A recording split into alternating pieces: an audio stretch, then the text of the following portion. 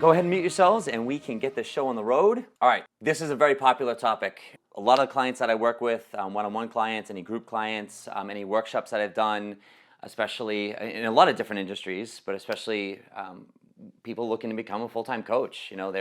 We all come across this money objection. We get to the end of our process and it's like, hey, I don't have the money. So I'm gonna have a lot of requests for this type of a call, and I'm doing a lot more on this on my Selling Coaching University. So I'll keep you all updated on that. And I'm excited, and I want to thank you for coming tonight because there's a lot of stuff out there. There's a lot of calls, there's a lot of trainers, there's a lot of people offering content. And so I just appreciate you taking the time, whether you're listening to this live right now or if you listen to the recording of this, because it means a lot that you're taking the time to invest in what I'm teaching here. And I want to say this, like, this is the real stuff. I'm not saying anything else out there is not real. There's a lot of great content out there. But when I say that this is the real stuff, this is the stuff that I learned, and it's the reason why I'm still a full-time entrepreneur on my own, don't have a job. It's the stuff that not only made me successful in my business, but made me successful beyond where I could imagine in terms of financially and just having the freedoms to do what I want and having the freedom that entrepreneurs have. There's a very strict discipline that goes along with entrepreneurship. So don't get me wrong, we've got to have our work hours, we've got to create those disciplines. But on the other side, when we do that, and we do that over time consistently, not only can we create much better income than we can in a job, but more importantly, we can have that freedom. And just real quick on that is the reason why I love entrepreneurship so much is because as an entrepreneur, we can get paid for the value that we bring to the market. That's what we get paid for. So we can work on ourselves harder than we can our job, and we can become more valuable. And the more valuable we become, the higher demand, the more we can get paid. So you can work on yourself and you can increase your value. But in a job, you don't get paid what you're worth, you get paid what the job's worth. So if you're applying for a job that pays $20 an hour, it doesn't matter how good you are, how valuable you are, or what your degree says, or what courses you take, or what books you've read. If you apply for that $20 an hour job, you're going to get paid $20 an hour. But as an entrepreneur, could we get paid twice that? Absolutely. Could we get paid 10 times that? Absolutely. Could we get paid, I can keep going. And the difference is that we don't have a set value on what we can get paid because it's all what we want to bring to the marketplace. So when I say this is the real stuff, this is the stuff that I learned. It's sales, it's selling, and objections is a part of that. But tonight what I want to teach you is what I'm going to talk most about is not so much handling the objection, is the work we've got to do beforehand so we actually don't even get the objection. And so we're going to get rolling on this. There's a couple things I want to say is, if you haven't been to my website yet, check out sellingcoaching.com. That's where I post any of these calls that are recorded under my Selling Coaching University. I also have a lot of great other videos that I'll be adding to on a weekly basis. Great educational content, and all that educational content is free. And this is what I want to teach to your coaches, especially if you're looking to grow your business, creating a website platform in a blog format that you're not only posting educational content there, but in other spots on social media platforms, is get good, relevant content and give it away. Content now it's a dime a dozen. There's so much out there, and a lot of it's free. And what I want you to do is I want to teach you by doing what I'm doing here is, I want to give you valuable stuff. I want you to walk away from these calls. I want you to walk away from watching the videos on Selling Coaching University and go, wow, this is great. I can't believe he's not charging for this. I can't believe that this is just free. I feel like I'm benefiting from this. I don't have to buy anything else.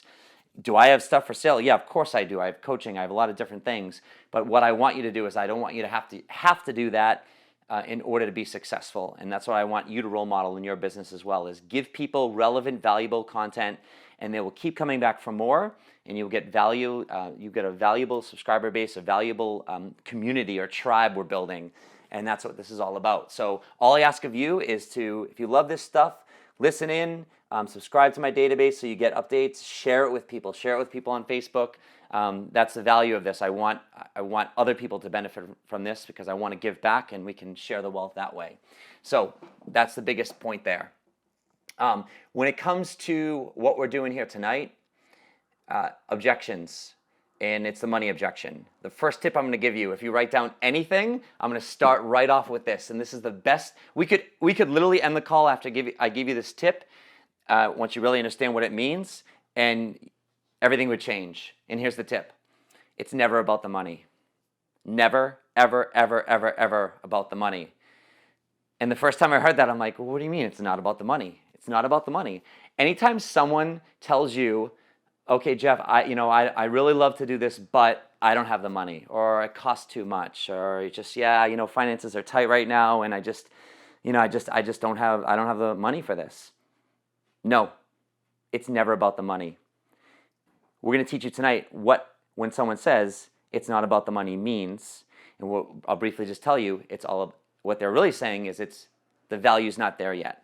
But just know it's never about the money, because as soon as they hang up the phone, or as soon as you leave them, however you're meeting that person, whatever your product or service or whatever it costs, I guarantee you that they're going to leave that conversation with you, and they're going to go out and they're going to go buy a brand new $300 Coach bag, and they're going to go out and they're going to spend way too much money on dinner that night, or they're going to go out and they're going to spend money on X, Y, and Z. I remember I was at an event, a multi-speaker event, and there was probably like 6 or 7 speakers, and we all had tables outside the room. I had my books there, and some, my coaching. I had my audio courses, and they had their stuff as well. And I had this one guy at my table, and he was asking me, he's like, tell me about your book, and tell me about your coaching, and this is early on, and this is before I really started to grasp what I'm going to teach you tonight. And a lot of the stuff what I was doing was I was telling him things. I was talking too much. I was telling about my coaching. I was telling him about my book, as opposed to what I recommend now. If someone asks you about, hey, tell me about your coaching, or hey, tell me about your product or service, don't tell them about it. Say, I'd love to tell you about it. Let me know, why do you ask? Or tell me more about what specifically you're looking for. You want to find out why they're asking you, what they're looking for, versus just blurting it out. But I was seduced, and we always get seduced by people who ask about our product or service, whatever it is that we're selling, if you will, and we get so excited about it because we're all so passionate about it that we just start rambling on. So there I was at this table rambling on to this guy, and at the end I'm like, okay, so I'm in my head, I'm like, all right, well, I should ask him if he wants to hire me as a coach, if he wants to buy my book. And I did, and guess what he said? Yeah, Jeff, I'd really love to work with you, but you know what, I just don't have the money. And I'm like, oh, you know what I said? I'm like, okay, well, maybe another time. And that was it. I didn't know any better, right? So now he moves on to the next table, 2 tables down from me, and I'm just kind of lingering around a little bit, and I see him talking to the other coach, and I look over, and all of a sudden he's pulling his wallet out, and he's taking his credit card out, and he's using his credit card, and I'm like, he's buying something. Well, I thought he said he didn't have the money. And so I went over to the other coach afterwards, after that guy left, and I'm like, hey, that guy over there, what did he just do with you? He's like, oh yeah, I just sold him a $5,000 coaching package, and he bought all my products and services for $200. I'm like, oh, so he just spent $5,200 with you, huh? He's like, yeah. I'm like, huh, that's interesting. I'm like, yeah, because I just offered him some coaching and things like that, and I was telling him about my products and services, which is actually half the cost of that, and he said he didn't have the money. And from that moment on, I realized, I'm missing something. There's something that I'm not understanding. And that's something in that story is very important to understand, because we've all been in that situation, not maybe from the selling end with our products and services, but we might have been in the situation where we gave the money objection as well. And I want you to start to understand it from both perspectives, because we know we've been in the situation and giving it, so we know what the people are saying. And that was a big thing for me to start to understand that, you know what? It's never about the money, because people, if they want something bad enough, they're going to find it. They're going to find a way to buy it. And that's one thing I want you to remember. So let's take a quick look at this. Let's start to break this down a little bit. First, like we ask, what is your main role as an entrepreneur? And I like to say it like this, at the end of the day, we are a decision collector. What is a decision collector? It basically means that we're going for a yes or no. We're looking to collect decisions from potential prospects. Once we start engaging with them, once we start to understand that they're interested in, what our product or service is, and our whole objective in this dialogue and whatever process we're taking them through, whether it's a complimentary session for a coaching, whether we're inviting them into a business opportunity or whatever it is we're looking to collect a decision from them. We're going to take them through a process. And at the end, we want to get them to a decision. Is this something that you want to do? Yes. If it's not, it's a no. And that's what we're going for at the end. Know this, most people will not decide because they're uncomfortable with change. Everyone's uncomfortable with change on different levels. Your product or service represents change. Right? Most people will want to change and they'll like your product and service, but they fear it so much that they can't decide. This is why people start to give you objections.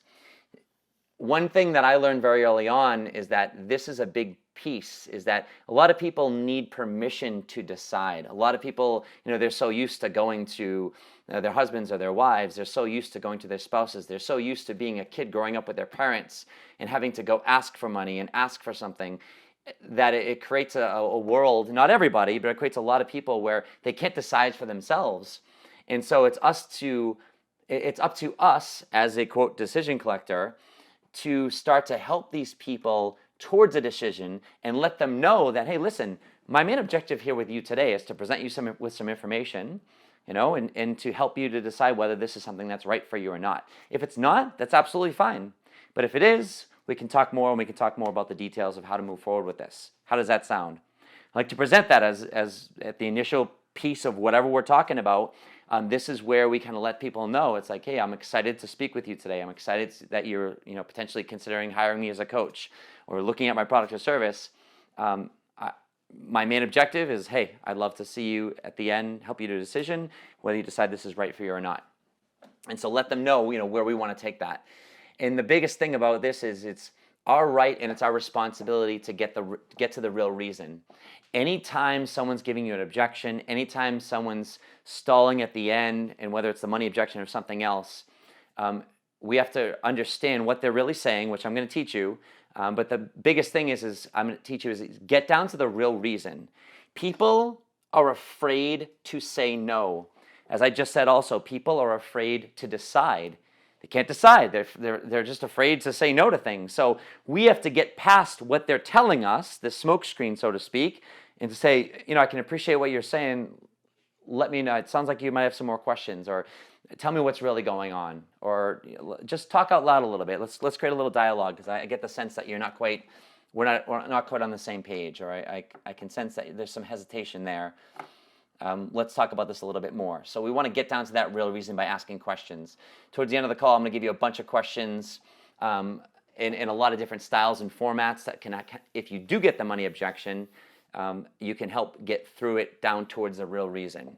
And the biggest value of getting better at past objections or preventing them completely at closing the deal and getting paid, it's not just about getting paid.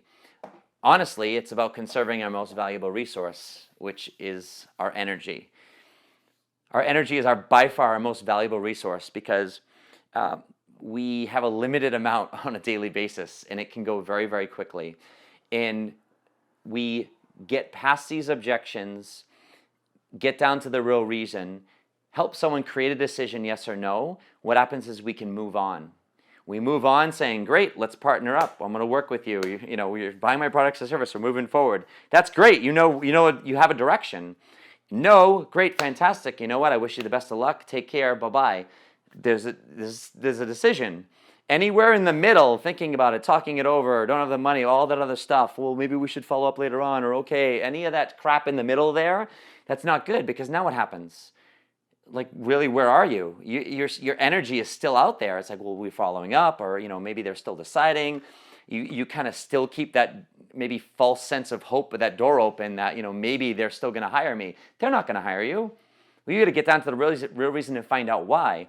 It's just a matter of, like last week when I talked about closing that complimentary call at the end, or closing the call is all about finding out what's really going on, so you can shut that door and getting down to that real reason. The same thing is here. So let's take a look at this. Why do people buy? This is going to help us understand the money objection. And you know all this stuff, but I'm doing this so we can build a better understanding of this. Because when you understand it better, it's not as intimidating. And then when you get down to the end of your process, I would say that you're going to get the money objection a lot less, for lack of a statistic, because you're doing and understanding this stuff on a deeper level. So real simply, why do people buy? Why do you buy?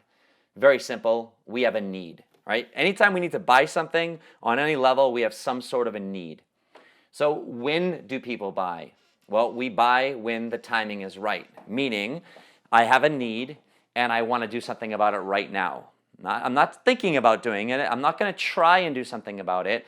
I'm not going to maybe do something. I'm not going to maybe consider doing something about it. It's when I'm going to do something right now. We've all heard the quote like from Yoda from Star Wars, I don't even know what it is. It's, do not, there is no try, only do. I think that is what he says. So, but the point is like when we are ready and the timing is right now, we have that need, that's when people buy. Now, how do people buy? How do we buy? We buy emotionally. Right? There's a very small percent of the population that buys logically. And yes, we all have some sort of logic that goes into buying. But ultimately, especially when we're talking about hiring a coach, working with something like that, it's an emotional buy. It's because something in my world or in my business or in my life or something in my health is not right. It's not the place where I want it. And it's bothering me. And most likely it's bothering me to the point where I can't take it anymore. I'm sick and tired. I'm at the bottom of something, bottom of the ocean, so to speak. I've hit rock bottom, right? See, the thing is, we'd like to think people would do stuff proactively, but there's a very small percent of the population that will do something proactively. So what that means is most people, when they seek help, when they seek something, when they go see a doctor, whenever they're looking to do something about their life, their health, their relationship, their business, it's typically when it's bad enough. And so what that means is there's a strong emotion and the timing is now. So when someone says, I don't have the money, money is logical. Money is logical. Yes, we have associations with money that are emotional. But when someone goes into the money objection at the end of our process, it's a logical place. That is not where people buy. People do not buy with their logic. They're buying with their emotion. The reason why they're talking to you in the first place is because they have something going on. They've got a problem, they've got a challenge, they've got an issue, they have hopes, they have dreams, hopes and dreams that are crushed, and they need someone that can maybe help them and hold them accountable, and the list can go on. And that's what they're looking to buy with what you have to offer. That's what we're selling. It's an emotional thing.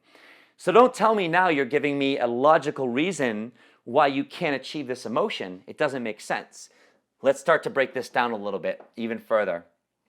All right, so that's a really good start there. Let's take a look at what an objection is so we get this, all right? It's a reason, it's a validation, it's a justification, it's a stall. It's an attempt to put us off, or more succinctly said, it's an excuse not to decide. It's a decision not to create a decision. Remember I said earlier, like people are so afraid to decide? This is really important for us to start to understand this. Okay, I need permission. Most people are afraid to decide or afraid to decide on their own. It's a decision not to create a decision. What it is, it's keeping them safe. It's keeping them safe right where they are. See, people want to move forward, but I said earlier, it fears it. They fear it so much. They fear that change. And this is a little kind of why we do what we do. And this is very helpful to understand this process. And so why people do what we do, right? So we want to do something and we want to break through where we're at and we want to go to this better place and we want to grow our business and we want to have better this and better that. And that sounds really good. And I get really excited about that because my current world is, let's say, not the way I want it. So I try to go after that. But the more I go after it, and the more I start to do things and I get confused or I get overwhelmed or I start to fail or perception of failure, is things get very scary. And as humans, we will do anything to avoid pain. There's a simple pain-pleasure model. And how we operate on a very fundamental level is we do anything to avoid perceived pain to go to pleasure. So what happens is I want to move forward. I'm trying to move forward. I'm thinking about moving forward, which is a kind of a weak attempt to move forward, but at least it sounds good in my own mind. So I'm starting to move forward, and then all of a sudden it gets scary, and I get overwhelmed, like I said. So now all of a sudden I look back at my current situation, and all of a sudden it's familiar. Latin root for familiar is family or of the family. That's my 4 years of high school Latin in effect right there. So all of a sudden I look back at my crappy situation, and all of a sudden it doesn't look that bad because I look back where I want to go, and it's like it's overwhelming and it's scary, and I don't know what to do, and I just create this wall of perfection that it's unrealistic for me to achieve. So now all of a sudden I go back to my old habits. I sabotage myself. I do whatever I need to do to kind of get me back to where I was in that stuck place. And all of a sudden, for a little while, I just feel a little bit better. And I fail, and I say, you know what? I knew it. I knew I couldn't do this. It was too hard. And I get back to that place. I prove myself right. I don't want to be here, but from that pain-pleasure model, all of a sudden I start to move forward, and then I look back and I go, hey, this looks a little bit better. So I stay stuck, and that's how people get stuck. We get addicted to that struggle. That's that struggle addiction. And so what happens in this, bring this back to this objection is that because people are afraid to decide, they keep themselves in this cycle, and they can't ever get past that. So this is part of our role when I say get down to the real reason. It's starting to understand people a little bit more. This doesn't mean that you're a therapist. This doesn't mean that you're getting into deep psychological conversations with people. But it's kind of getting down to really narrowing down what is the real reason that we're talking here in the first place, and how serious are you about doing this now? And if you evaluate that really well in the beginning, it's going to help you move forward with this. So as I said, it's a decision not to create a decision, right? They're essentially saying, I want to buy what you have, but you haven't shown me enough value to decide now. What I said right there is key. You haven't shown me enough value to decide now. So I said earlier, what does I don't have the money really mean? So what it means is what they're saying is, if you hear it differently, the next time someone says, I don't have the money, it means that, you know what, Jeff, I haven't quite seen the value in buying your product or service yet. Remember I said it's never about the money? What it's about when they say that is their perceived value. That's all this is. And this is a huge point. If you just understand this one thing too, this will help you tremendously. When I'm on a call with somebody, and if someone says, Jeff, money's tight right now, I don't have the money to do this, first thing I'm thinking is, it's not about the money. It's just, you know what? I haven't, through this process, identified what their need is well enough and been able to show them, and they also haven't been able to see how my coaching or how this product or service is going to benefit them to the point where that value that they see far outweighs, or at least outweighs, the cost that I'm giving them for that product or service. That's all a money objection is a difference in perceived value. So if they don't see value, they're going to give you this objection. And I want you to remember this. When someone says, I don't have the money, this does not mean no. If you're going to write something down, write this down. When someone says, I don't have the money, it doesn't mean no. When someone used to say that to me, I used to think like, oh, well, they're saying they don't really want to buy it, or they can't buy it because they don't have the money. I was very wrong. It just means that they require more value at this point. Remember this, every price is too high until someone sees the value. All right? Know that they want to buy when they ask for the price. They want to buy when they say, hey, can we talk about maybe having a complimentary session? They want to buy when they ask more about your product or service. And they really want to do it. If they see something that they like, they really want to buy. We just have to be able to show that value. This is why we never want to give prices over the phone or email, or maybe have prices to certain things, like our coaching services, if you will, on our website. It's not like it's forbidden or don't ever, never do it. But the reason why a lot of companies would do this, or a lot of coaches, I wouldn't recommend you have your prices on there, is because especially when you're offering a product or service, especially like coaching, there's it's a very misunderstood, and it's an unidentified thing. What is a coach? People don't understand what a coach is. And so what that really means is they don't understand the value of coaching. They don't understand the value of what coaching can bring into their life. That's why a lot of times we offer them a complimentary session. We offer them a time where we can sit down and they can get a feel for what this is, so they can understand it. And what that is, that complimentary session, if you will, that we're giving them, what that is that's a time and an opportunity for them to understand the value. So tonight we'll rename that. Anytime you're sitting down with a potential prospect, whatever service you're taking them, process you're taking them through, in the case of a coach for their business, a complimentary session, it's not a complimentary session. It's a value understanding session. You can call it whatever you want, but this is an opportunity for them to understand the value of what is in front of them. And if by the end of that time, if they see the value, maybe money is tight for them, right? There are plenty of people out there that money is tight. They live in paycheck to paycheck. They've got a lot of debt. But you have to understand, they still buy stuff that's out of their budget. They still put stuff on their credit cards every single day. They still buy stuff that they, quote, shouldn't be buying. And why do they do that? Because they have a need, they have a want. Maybe it doesn't relate to anything super important, like I'm going to buy a, whatever, $300 Coach bag. I'll just use that. Sorry if I'm offending anyone that loves Coach. Nothing wrong with it, but there's value in it, right? So if you see it and you want it, doesn't mean it's going to change your life. Might make you feel better in the moment, but there's value in that for someone. And they're going to go out and buy that stuff anyways. So we back up to this. If they take them to the end of this process and they do not, and they start to give you this objection, it just means that in this time, they have not seen that value yet. And so that's why we want to start to understand and hear this differently. It's another reason, like I said, we don't want to give our prices because ahead of time before the process, because remember, every price is too high, like I said, until you see the value, until they see the value in it. So to get further into this now, we want to think about how do we prevent these objections. So if you do a good job preventing objections, especially money objection, you'll get them a whole lot less. When I'm doing complimentary calls for potential clients, I might get the money objection 1 out of 10 times, maybe. I used to get it all the time. And what I understand now is what I want to share with you is if you're getting that objection a lot, and what I'd say a lot is heck, 30, 40% of the time, really, that's a lot. That's too much. All that means is you're not qualifying people enough before you're taking them through your process.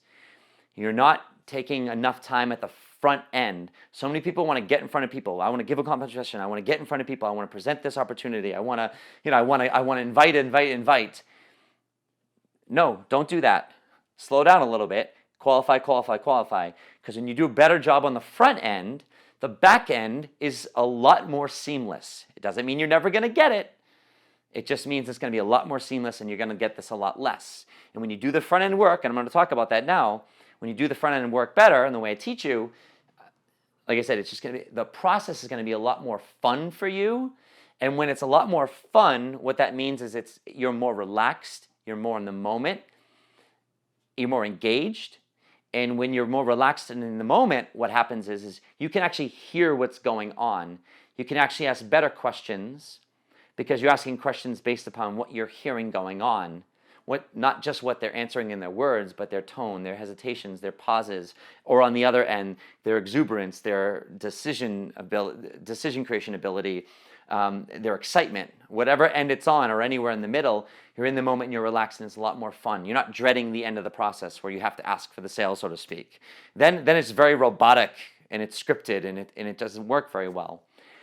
You having more fun in this process and being more relaxed and being more in the moment, allowing to listen, what that means is along the way, you'll be able to hear those cues and signs, whether they're buying signs, where they're excited, where you can hear them wanting to move forward, asking more questions, or you can, like I said, hear those hesitations, and that's when we can start to clarify those hesitations, those pauses, and we can ask them and say, hey, it sounds like you're not quite understanding this quite right now, or something, I just sensing some hesitation in your voice. Tell me about that. Talk out loud a little bit more. If I'm sensing at any point in this process, whether it's before I get them to this complimentary call or during this process, or when I'm on the phone with somebody, I'm stopping and I'm saying, hey, what's up? Talk to me. I'm getting down to the real reason. I'm getting down to where they are in their head, where they are in their emotions, what questions they have. Because another reason people give objections is because they have too many questions. And if they have too many questions, they don't know where to start. They get overwhelmed, so they give an objection because they can't decide and they don't even know where to start. So they'll just say something. It might not be the money at that point, but it could be other ones like, oh, I need to think about it. Or I need to run it by so-and-so. Or I just don't have the time for this right now. So that's why I want to stop. And if we're relaxed, we're much better able to do that as opposed to just moving forward blindly. What I used to do is I used to move forward blindly and I used to get excited just because a person with a heartbeat said, "Hey, I want to listen to what you have to say. I want to potentially work with you." Or if didn't they say that, I kind of forced it on them, and just saying like, "Hey, I'm a coach. It sounds like you could use some coaching. Want to have a complimentary session, or you want to sit down and talk about this." And like I said, people were afraid to say no. I wasn't doing a very good job of the qualification process, and I'm getting these people, and they either never show up, they blow me off, they constantly reschedule and then never show up, or they show up because, again, they're afraid to say no and not show up, and then they just kind of go through the process. Maybe they get some benefit out of it, maybe they don't, but in the end, they just kind of like give me an objection. So what we're doing is we're qualifying them better. And qualifying them better, what that means is it's starting to understand what I said earlier. It's, why do people buy? Okay, they have a need. When do they buy? Okay, when the timing is right.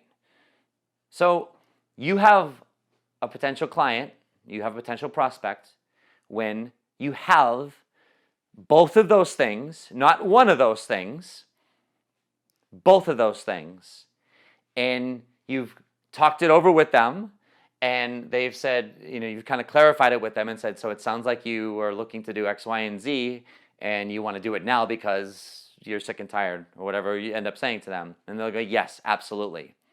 So you have a potential client when they have both of those things, a strong need, and the timing is now. And here's the other point. When you have a product or service that at least you feel can meet that need that they're looking for.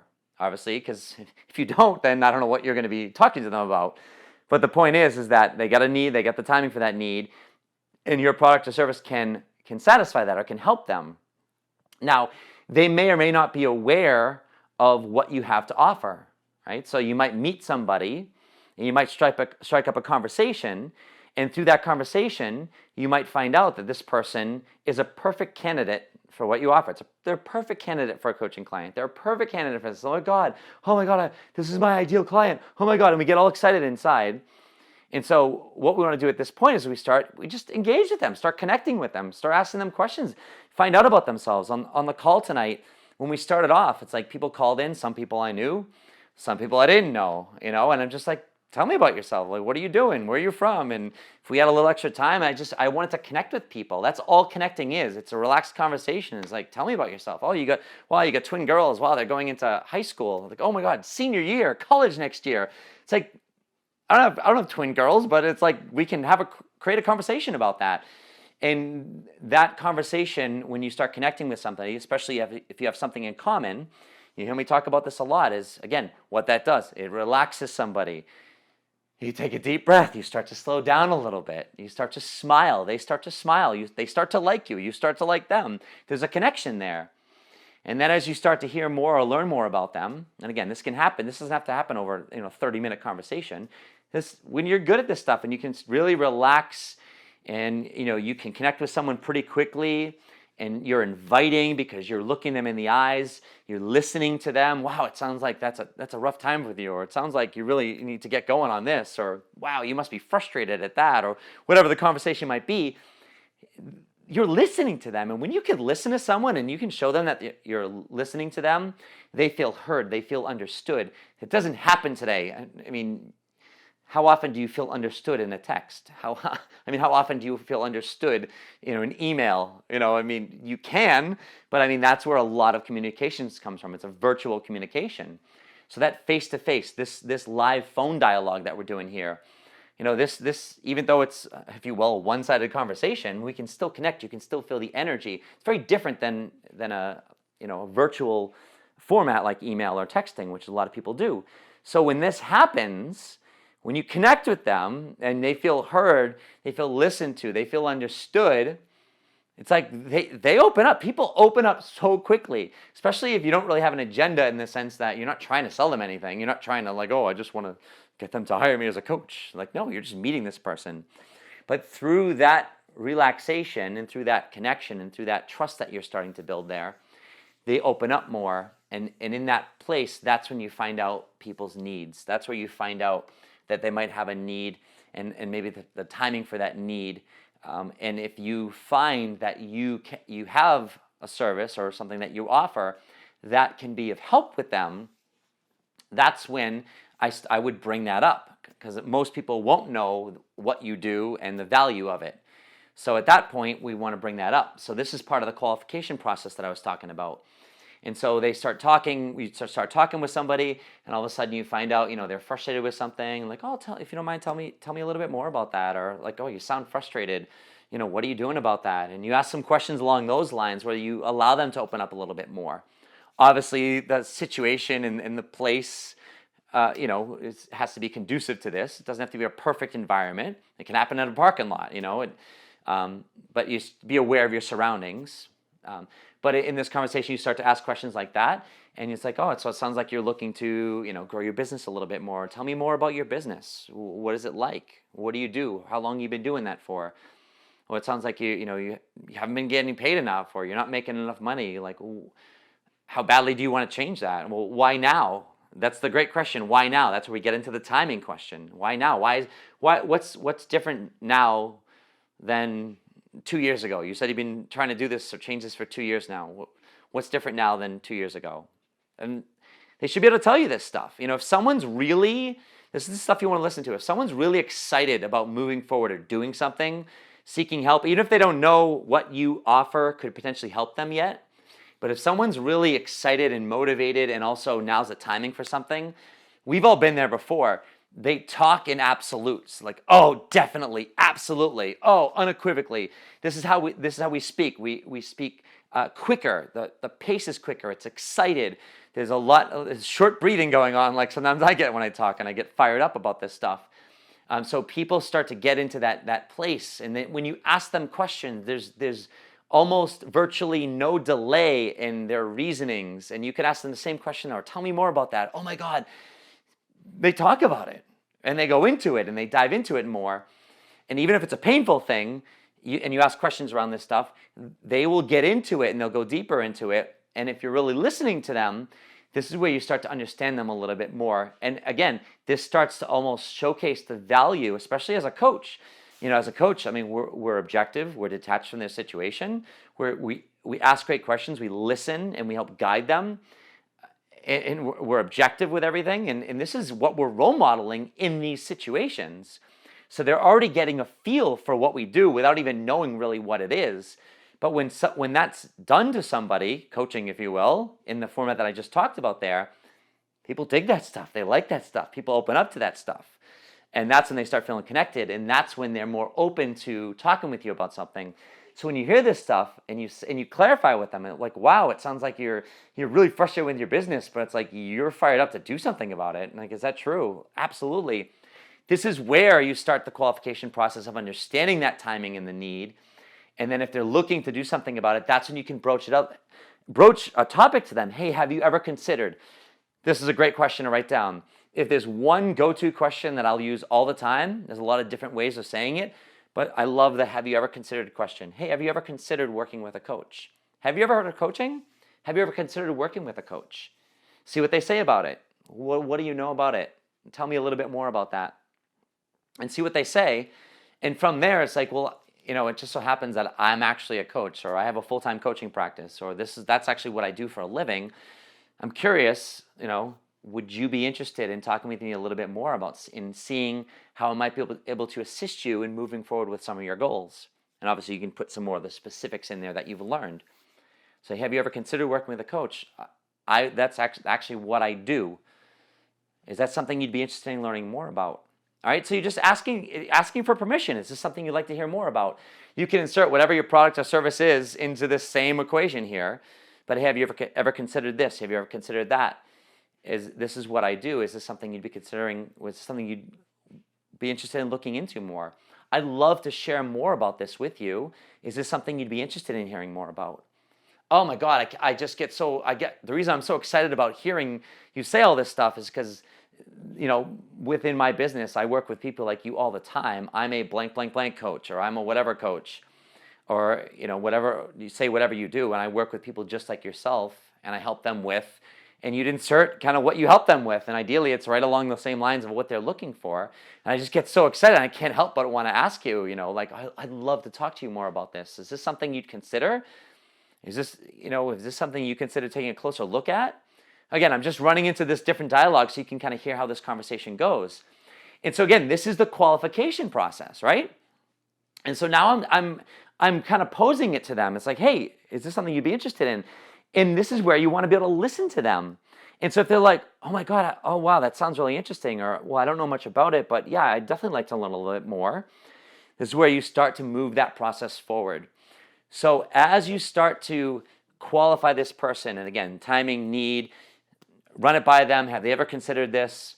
Is this something you'd like to look into more? At that point, you want to guide them forward and say, okay, here's what the next step would be. And so when you say, here's what the next step would be, tell them a little bit more. You've got to know from there, what is the plan next? Listen, you know what? Let's exchange contact information. What's the best way to contact you? And I just recommend I pull out my smartphone. Everyone's got a smartphone nowadays. Just pull it out and say, hey, what's the best way to reach you? Like, is it phone? Is it text? Great. I'll just send you a text right now. I'll send you an email right now. It has all my information in it. Boom.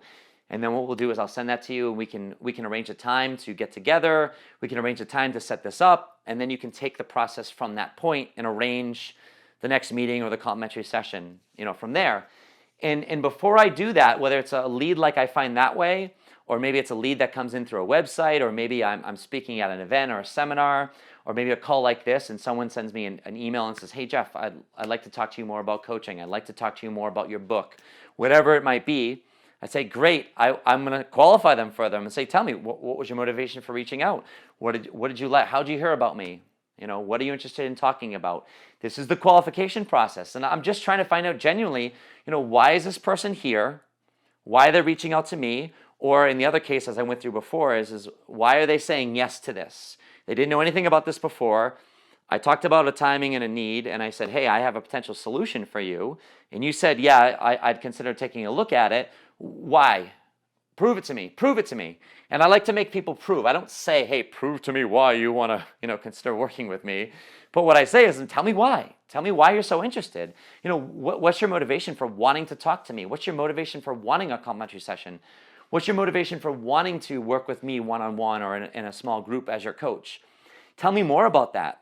Why now? This is all qualification. It's the same stuff I've gone over, just in different formats. And so, and if I feel at that point that this person has proved to me, if you will, beyond a reasonable doubt that, they are ready to go and they're interested, it doesn't mean that they're, like a 10 or 11 out of a scale of 1 to 10. I mean, they could be a 7 or an 8. But if they're like lukewarm in that 5 to 6 range, in that scale of 1 to 10, and they're really not that convincing, it doesn't mean I'm not going to move forward. But before I move forward and give my valuable time to them and take them through this process, again, what I want to do is I want to find out a little bit more, or I'm going to call them out on it. I'm going to say, hey, listen, I know you're saying that you'd like to do this, but I'm just not getting this enthusiasm from you. I'm not really understanding your motivation, or I'm not really sensing this drive. And remember, some people aren't going to be like me, who's over the top sometimes and enthusiastic about something like, oh my God, I'd love to do this. A lot of people, and the majority of people, aren't really like that in these situations. They're a lot more reserved sometimes.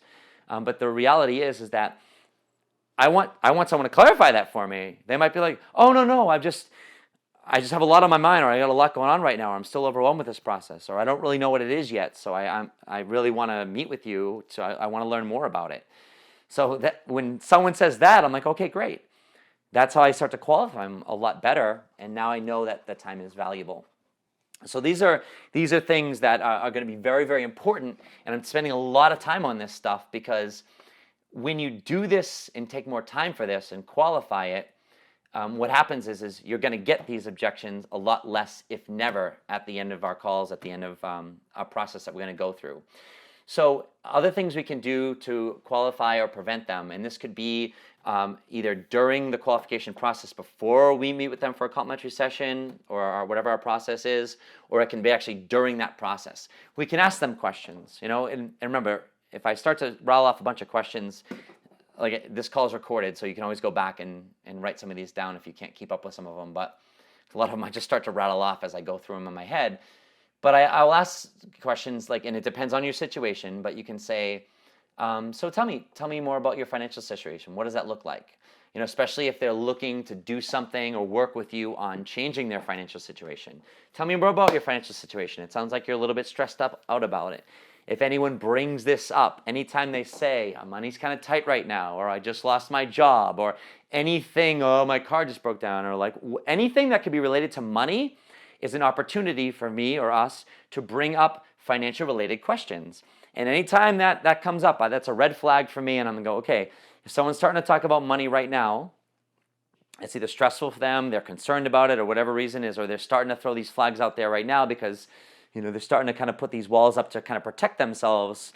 So I want to find out, tell me more about your financial situation. It sounds like you're a little stressed out about it. If you don't mind me asking, how do you feel about your financial situation? What's going on with it right now where you're looking to create a change with that? How stressful is your financial situation right now?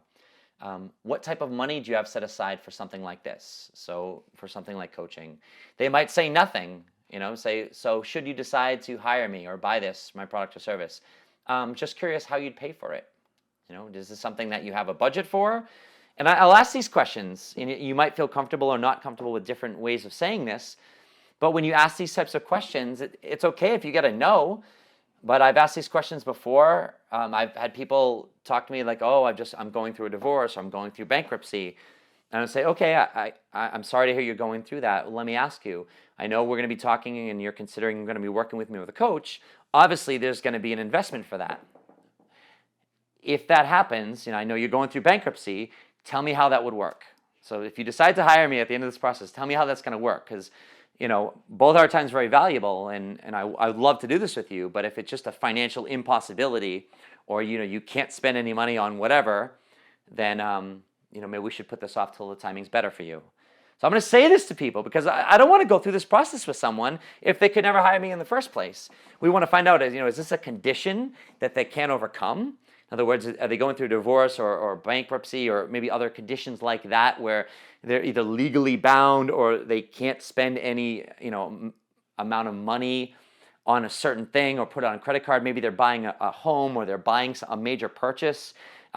Like anytime you buy a car or a home or something like that, especially now, the lending standards are so strict that it's like when you're going through that process, if you make any major purchases, especially purchases that if you have to make monthly payments on them, that could screw up your whole loan process. So you want to find out, again, that goes back into the timing. You want to find these things out. And so people are so afraid to ask about finances, to ask about money. And it's not like I'm just going to bring this up out of the blue. I start to bring this up, especially if they're looking to change their financial situation, they bring up any red flags about their situation, or they mention anything around money or finances. And even if that doesn't come up, I will bring that up at the beginning of a call or beginning of a presentation if I'm talking to somebody, and I'll ask them about different areas of their life. And I say, hey, maybe they want to work with me as a business coach. So maybe I'll get to the point where I'll say, okay, great. So tell me about your relationship. You're married, you got kids, and blah, blah, blah. I want to know about your world.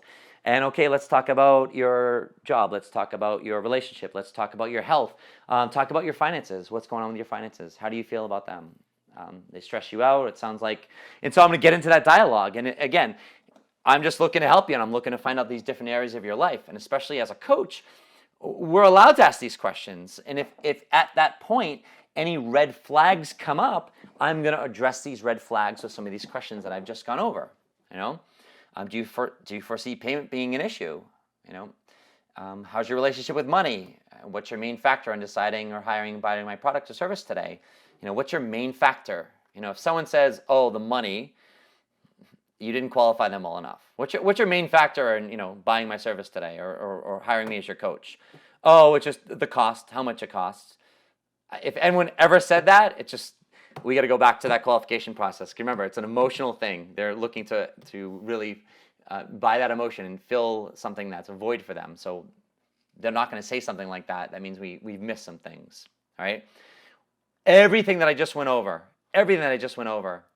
we want to do all of this stuff before we give them the prices. Before we say, okay, so now I'm going to go over the details on how to work with me as a coach. And here's what it costs, and here's what the sessions are, or whatever you're talking to your potential prospect about. We want to do all this stuff I've talked about before we go over the prices.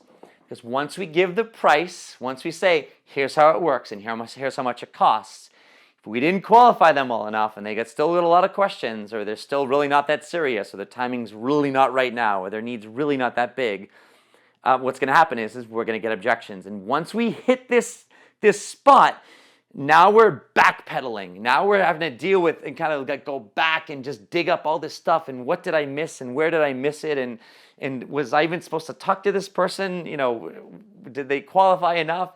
Like once we hit this road and we give them the prices and we don't do this enough and they give you the money objection, this is a spot that we don't want to be in. And again, if you're getting it a lot at this point, all that means is that everything I just talked about, that qualification process, establishing time and need and all that good stuff, and understanding their financial situation, whatever applies, you didn't go through it thoroughly enough, or you missed something along the way.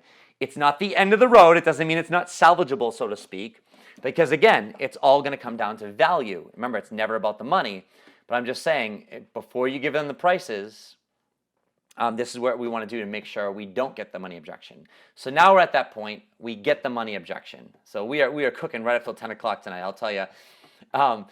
So anyway, so we get to the prices and we say, hey, basically, here's how it works. Here's how you can hire me. Here's how you can buy my product or service. And we get to that spot, and we get to the spot and we tell them the prices and we say, great, what works best for you? This is where we pause. This is where we be quiet.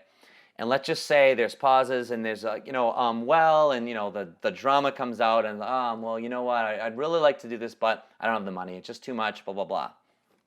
Right? Don't freak out. It's not a no. Remember, this is not them saying no. This does not mean they're not going to buy from you. This does not mean they're not going to hire you. What this means is what? It means at this point, they either have way too many questions, or more importantly, they really don't see the value in working with you yet. All right?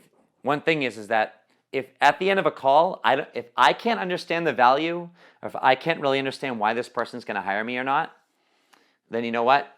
They're most likely not going to hire me. Because if I can't see it, how are they going to see it? That's the way I look at it, is I've got to understand this. And if I don't understand this along the way, I'm going to stop at certain points during the call or this presentation, and I'm going to be saying, hey, listen, where are you at so far? What's been most valuable for you so far?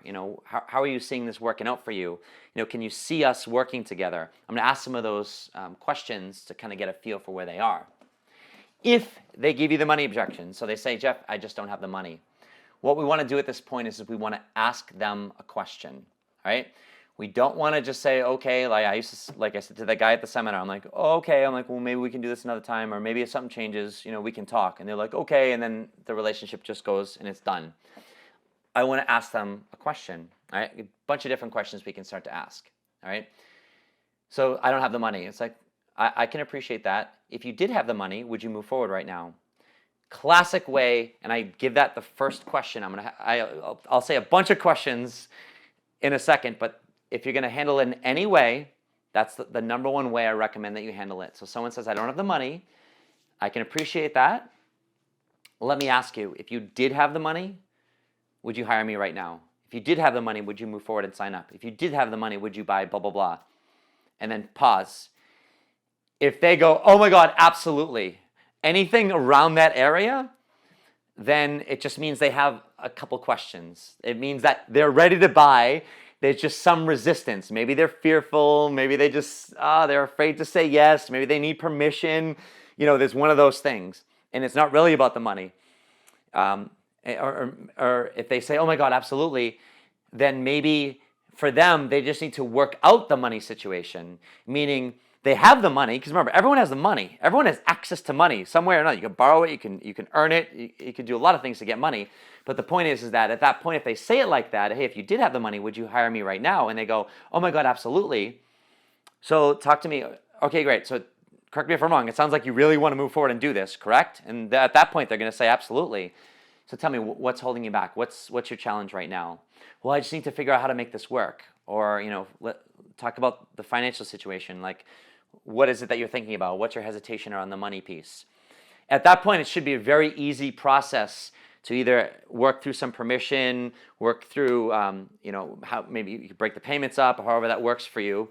But that's one avenue. So if they give that to you, the number one way I recommend that you handle it at that point is, hey, if you did have it, would you hire me? Would you move forward? And now, like I said, if the answer is, oh my God, yes, go through that scenario I just went through. Most likely at that point, if you say, hey, if you did have the money, would you hire me right now? Would you move forward right now? And there's a hesitation, like, yeah, I think so, or yeah, maybe, one of those types of questions. What that means is they don't see the value yet. That's where you step back and go, okay, so it sounds like right now, what I'm really hearing you saying is that it's not necessarily about the money, but it's more like, it sounds like you have a lot more questions, or it sounds like you don't quite see the value in working with me. Is that correct, or is that true? So I'm going to ask questions like that, because now I go back to the beginning of the call where I said, it's our job to find out the real reason. Remember, when they say I don't have the money, that's not the real reason. It's not about the money. So we got to find out what the real reason is. So we want to ask some questions. Another way of saying this, I can appreciate that. Let me ask you, I have a gut feeling that this really actually has nothing to do about the money. I actually feel like it has something to do about something else. Talk to me about that. Or correct me if I'm wrong, but you know what? I've heard that a few times before, and what I found out is it's never really about the money. It's really about something else. Help me out with that. What are you feeling? What are you thinking? Again, this is what I do. This is how you ask these questions. I gave you the way I recommend it. If you did have it, would you move forward?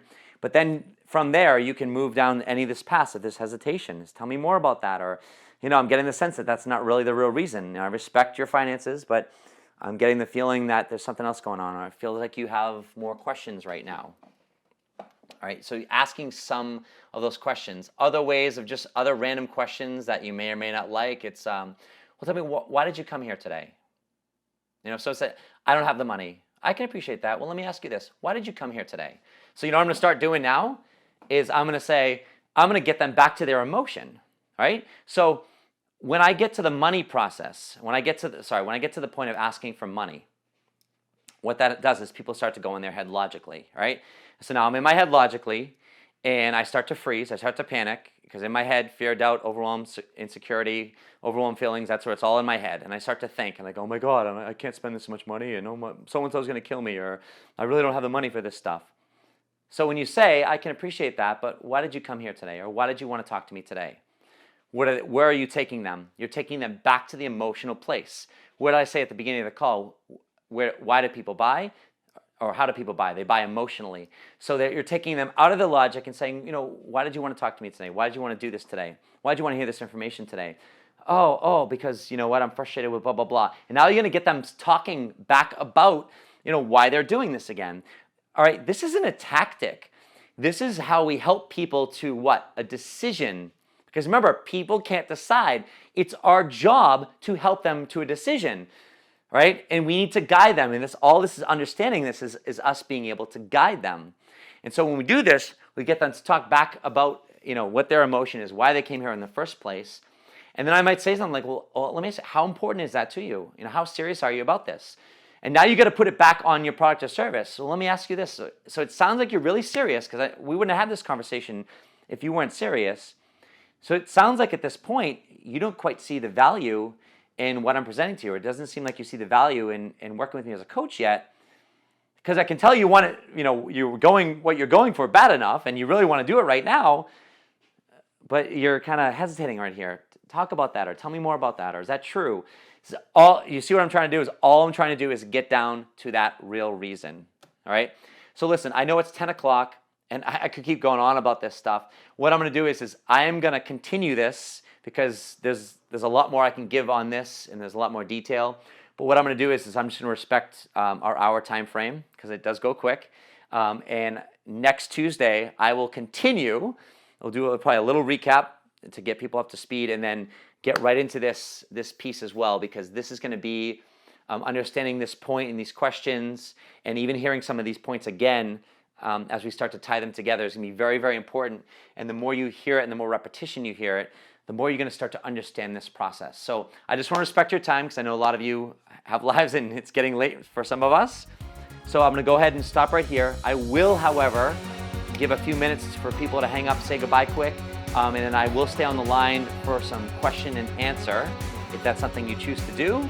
Otherwise, I will send this recording out with a to be continued till next week, and then we will resume from there. So thank you all very much for calling in tonight, and we will talk to you next week to continue handling the money objection.